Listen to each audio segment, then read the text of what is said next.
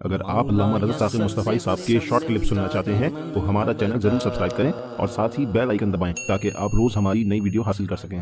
جب حالات بہت کٹھن ہو گئے مکہ المکرمہ کے اور اللہ کی طرف سے ہجرت کا حکم آنے والا تھا، تو حضرت ابو بکر رضی اللہ تعالی عنہ کو حضور نے کہا کہ اے ابو بکر تیار رہنا، امر الہی کے آتے ہی ہم اس شہر کو چھوڑ دیں گے۔ اور پھر وہ وقت آیا کہ جب کفار نے حضور کے گھر کا محاصرہ کر لیا، آقا کریم علیہ السلام کو معاذ اللہ شہید کرنے کے ارادے سے ارد گرد جمع ہو گئے۔ آقا کریم علیہ السلام نے ہاتھ میں خاک پکڑی اور سورہ یاسین پڑھتے ہوئے ان کی آنکھوں میں جھونکتے ہوئے حضور گزر گئے اور انہیں پتہ بھی نہ چلا، اور وہ مکان کا محاصرہ کیے ساری رات کھڑے رہے۔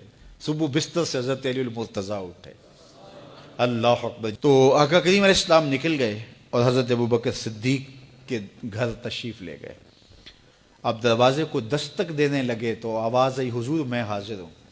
حضرت ابو بکر صدیق تیار کھڑے تھے، تو کہا ابو بکر تم تیار ہو؟ کہا حضور آپ نے کہا نہیں تھا کہ تیار رہنا، کبھی ہجرت کا حکم آ سکتا ہے تو میں تو اس دن سے ہی تیار رہتا ہوں کہ کب حضور آئیں اور جو فرمائے میں وہی کروں۔ اور پھر وہاں سے لے کے حضور کو وہاں تک گئے، اور جبل سور کی چوٹی پر وہ غار ہے، اللہ اکبر، اس غار میں جانے سے قبل حضور کو باہر بیٹھنے کا کہا۔ عرض کی حضور ذرا میں غار کے اندر کے ماحول کا جائزہ لے لوں۔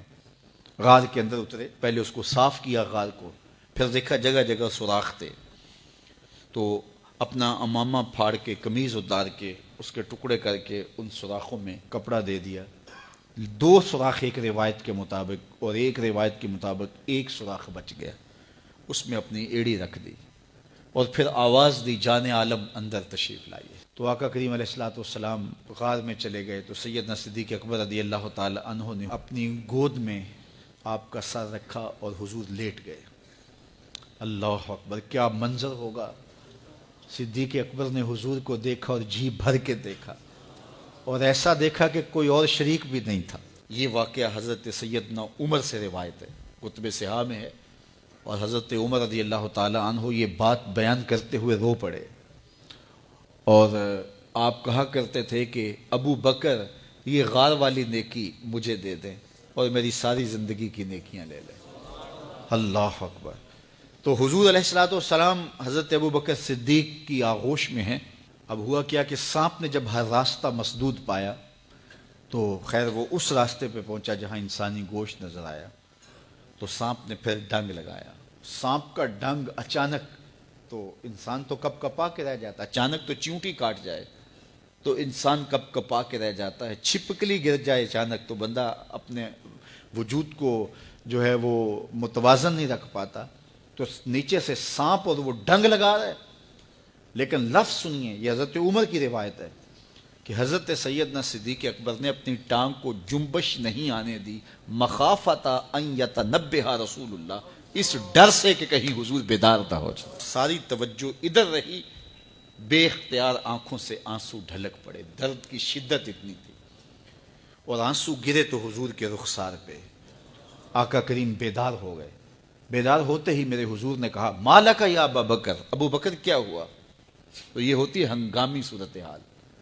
ہنگامی صورتحال میں کسی کو پکاریں یا کسی کو کوئی جواب دیں تو مروجہ آداب کی رعایت کے ساتھ جو لفظ بولے جاتے ہیں وہ ترک کرنے پڑتے ہیں۔ اس مائک میں کرنٹ تھا تو میں قریب ہونے لگا، تو آپ نے مجھے متنبہ کرنا تھا، تو میرے ساتھ آپ بہت پیار کرتے ہیں، بہت محبت کرتے ہیں، تو آپ نے اگر مجھے یہ بتانا ہو کہ اس میں کرنٹ ہے اور اگر آپ نے منہ قریب کر لیا تو آپ کو نقصان پہنچ سکتا ہے، تو میرے نام کے ساتھ 20 القاب لیں گے؟ آپ نہیں لیں گے، آپ جلدی جلدی جو ہے وہ مجھے کہیں گے جناب یہاں کرنٹ ہے، تو میں یہیں سے رک جاؤں گا۔ یہ تو ہے کہ آپ میرے لیے کر رہے ہیں، اور اپنے لیے کسی کو پکاریں تو پھر بھی یہی بات ہے۔ اللہ اکبر۔ اب حضور نے جب کہا نا مالک یا ابا بکر، ابو بکر کیا ہوا، تو اب ہنگامی صورتحال تھی نا، تو فوراً کہتے لدغتو، ڈسا گیا، مجھے سانپ نے ڈس لیا، فوراً یہ کہتے نا۔ لیکن حضرت ابو بکر تیری محبت پہ قربان، کائنات میں آپ نے ایسا عاشق نہیں دیکھا ہوگا، سانپ ڈنگ پہ ڈنگ لگا رہا ہے اور ٹانگ شل ہو گئی ہے، زہر سرایت کر گیا ہے۔ حضرت ابو بکر نے جواب دیا، لدغتو فداک امی و ابی یا رسول اللہ، حضور میری ماں بھی آپ کے قدموں پہ قربان، میرا باپ بھی آپ کی راہوں پہ نچھاور، مجھے سانپ نے ڈس لیا ہے۔ تو اس مشکل وقت کے اندر بھی ادب کا کرینہ نہیں چھوڑا۔